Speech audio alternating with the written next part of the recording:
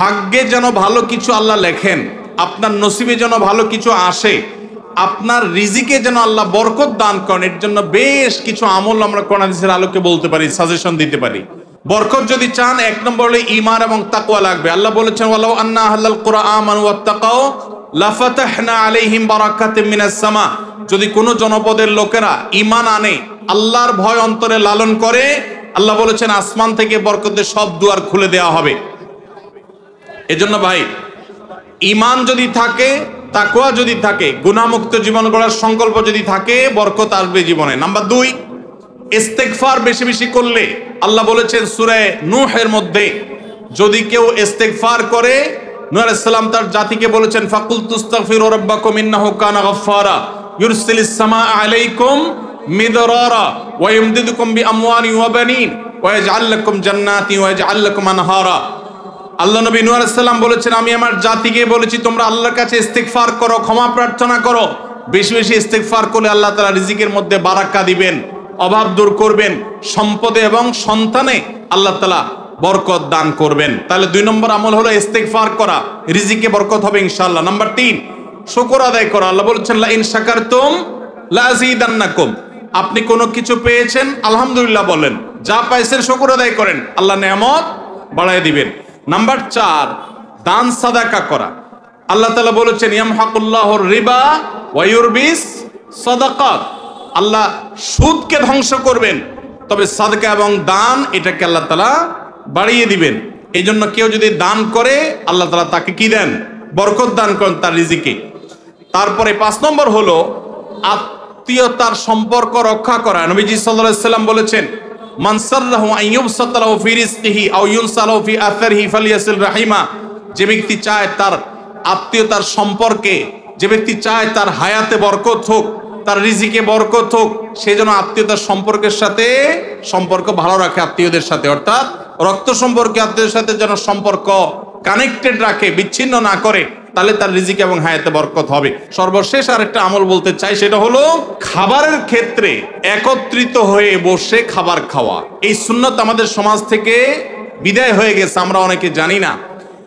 আবু দাউদের একটি হাদিস বর্ণিত হয়েছে, নবীজি সাল্লাল্লাহু আলাইহি সাল্লামের কাছে এক ব্যক্তি বললেন, হে আল্লাহর রাসূল, আমরা খাই কিন্তু অনেক খাওয়ার পরেও পরিতৃপ্ত হই না, পেট ভরে না, খাবারের চাহিদা পরিপূর্ণ মিটে না, কারণটা কি? নবীজি সাল্লাল্লাহু আলাইহি সাল্লাম বলেছেন তোমরা সম্ভবত আলাদা আলাদা প্লেটে খাও, আলাদা আলাদা সিঙ্গেল সিঙ্গেল খাও। তখন নবীজি সাল্লাল্লাহু আলাইহি সাল্লাম বলেছেন তোমরা সবাই একসাথে খানা খাবে, আল্লাহ তাআলা তোমাদের খাবারে বরকত দান করবেন। একসাথে খানা খাবে এবং বিসমিল্লাহ বলে খাবে, এই 2টা কাজ করলে আল্লাহ তাআলা তোমাদের খাবারে বরকত দান করবেন। এই জন্য ভাইরা, বাসা বাড়িতে এক প্লেটে স্বামী স্ত্রী 2 জন আছেন, এক প্লেটে খাবেন। বাচ্চাদেরকে নিয়ে বড় প্লেট নিয়ে খানা খাবেন, এটা সুন্নত। নবীজি সাল্লাল্লাহু আলাইহি ওয়াসাল্লাম উৎসাহ দিয়েছেন, কিন্তু আমাদের সমাজ থেকে এটা এখন হারিয়ে গেছে, নাই বললে চলে। আমরা সবাই যার যার মতো খানা খাই। এই জন্য এই কাজটাও আমাদের আমলে, আমাদের রিজিকে, আমাদের হায়াতে বরকত এনে দিবে ইনশাআল্লাহ।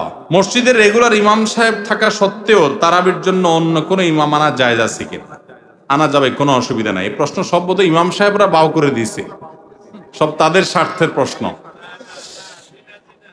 ইমাম সাহেবরা দেয় নাই, তাহলে মুফতাদের ইমাম সাহেবকে মহব্বত করেন, টাকা দিবেন না, ইমাম সাহেবদের পক্ষে প্রশ্ন করবেন, মাশাআল্লাহ। এটা কেমন মহব্বত হইল? যাই হোক ভাই, ইমাম সাহেব যদি ভালো হাফেজ না হন, তেলাওয়াতের সৌন্দর্য আহামরি না থাকে, বাহির থেকে হাফেজ নিয়ে আসলে কোনো অসুবিধা নেই। এটা কোনো কথা না যে ইমাম সাহেবের পিছনেই নামাজ পড়া জরুরি।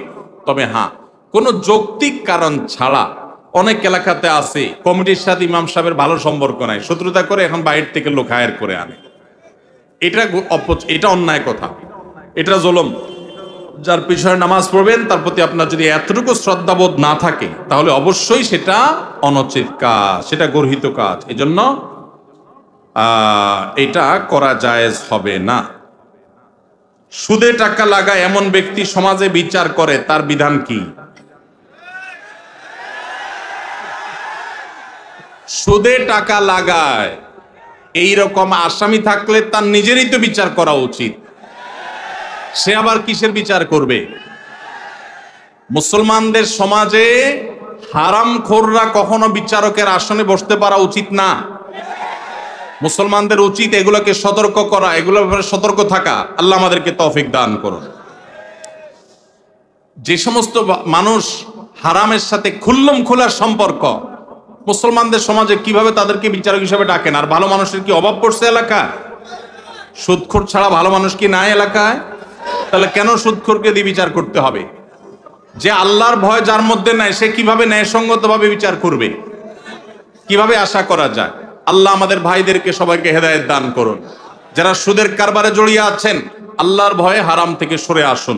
আমি একজন প্রাইমারি স্কুলের শিক্ষক। সকাল 9টা থেকে 4টা পর্যন্ত আমার কর্মঘণ্টা, 4:15 পর্যন্ত আমার কর্মঘণ্টা। 5 বছর বয়সী বাচ্চা থেকে শুরু করে 12 বছরের শিক্ষার্থী পড়ে। প্রতিটা ক্লাসের সময়কাল 40 মিনিট। সকালে 3-4টা ক্লাস নিলে শরীর আর চলে না। পরবর্তী ক্লাসগুলো শুরুর ক্লাসের মতো মনোযোগ দিতে পারি না। তাতে কি আমার বেতনের টাকার কোনো প্রবলেম হবে? শত শত কোমলমতি শিক্ষার্থী সামলানো অনেক কষ্টকর হয়।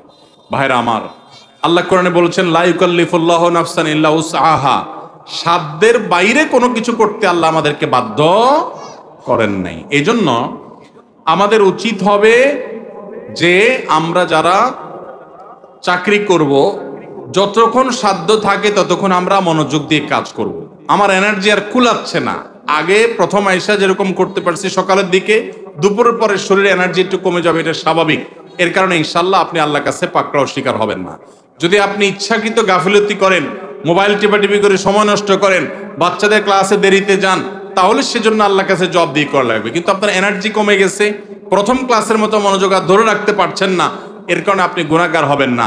আলহামদুলিল্লাহ, এরকম শুদ্ধ সুস্থ চিন্তা করার মানুষ যে আছে, বান্দার হক সম্পর্কে এতটা সচেতন মানুষ আছে, এটাই তো একটা সমাজের জন্য আনন্দের বিষয়। আলহামদুলিল্লাহ, সন্দেহাতীত ভাবে এটা একটা সুখের সংবাদ যে একজন ভাই চাকরি করে, স্কুলে চাকরি করে তার ঠিকঠাক মতো বেতনটা হালাল হচ্ছে কিনা, তার মনোযোগ কমে যাচ্ছে, সেজন্য আল্লাহর কাছে দায়ী থাকবেন কিনা, এই যে চিন্তা মনে আসছে, এটাকেই বলে ঈমানের চেতনা। এই ঈমানের চেতনাই তো আমাদেরকে ভালো মানুষের দিকে নিয়ে যায়। আল্লাহ আমাদের এই ভাইকে আরো বেশি ঈমান আমল বাড়ানোর তৌফিক দান করুন।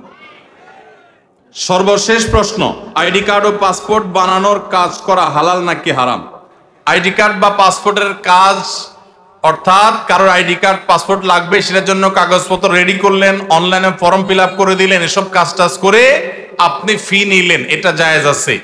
কিন্তু আপনি আইডি কার্ড এবং পাসপোর্ট অবৈধ উপায়ে, যেটা পাওয়ার কথা না সেটা পাওয়াই দিবেন, যেটা 10 দিনে পাওয়ার কথা সেটা 5 দিনে পাওয়াই দিবেন, এই রকম করে যদি আপনি অফিসারদের সাথে তলে তলে লিঙ্ক করে, ঘুষের লাইন করে আর ক্লায়েন্টের কাছ থেকে টাকা নেন, তাহলে সেই উপার্জন আপনার হারাম।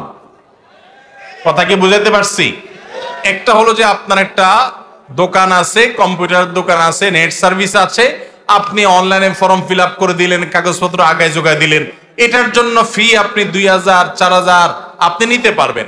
কিন্তু আপনি ক্লায়েন্টের কাছ থেকে অতিরিক্ত টাকা নিয়ে ওই পাসপোর্ট অফিসার, এনআইডি কার্ডের ওই অফিসারে আপনি ঘুষ দিলেন, দিয়া আপনি কাজটা করে আনলেন। এই ঘুষের কারবার করে অবৈধ কাজ করলেন, আগের দেরির কাজ আগের করাইলেন, লাইন ব্রেক করাইলেন, নানামুখী যে শয়তানিগুলো আমাদের দেশে হয়, অবৈধ কাজ হয়, এগুলোর জন্য যদি টাকা লেনদেন করেন, তাহলে আপনার এই ব্যবসা হালাল হবে না।